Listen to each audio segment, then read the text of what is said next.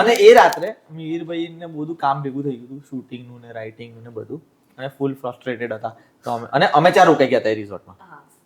તો અમે નક્કી કર્યું કે સર જોડે મસ્તી કરીએ, થોડા મૂડમાં લઈએ આમને. તો અમે કીધું કે આપણે વાત કરીએ ને પછી we started talking horror stories. અને મિહિરભાઈ કામ ધંધો ભૂલી ગયા.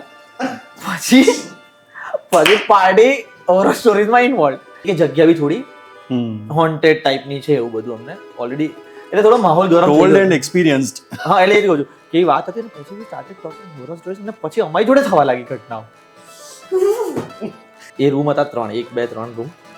અહીંયા પાછળ પેસેજ, સામે મોટું ગ્રાઉન્ડ, એટલે ત્યાંથી કોઈ જગ્યા નહીં. If somebody goes left to right, એને રાઈટ ટુ લેફ્ટ આવું જ પડે, એવી સિચ્યુએશન હતી. ઓકે, અને લોકો વાત કરતા ને અચાનક ટક ટક ટક ટક એવા નાનું બાળક ગયું હોય ને એવો પગલાંનો અવાજ આવ્યો. અમે બધા એકબીજાને જોયું કે આયો અવાજ કન્ફર્મ બધાને આવ્યો. લફડું એવું થયું કે લેફ્ટ ટુ રાઈટ ગયું બાળક, રાઈટ ટુ લેફ્ટ ગયું નહીં. And we were waiting. તો ગયું ક્યાં? તપ તપ તપ તપ થયું હોય તો આમ જશે ને પાછું, કારણ કે આ બાજુ કઈ નથી અને સામે તો દૂર પર્વત છે. કે નાનું બાળક હોય તો કશેક તો જાય ને.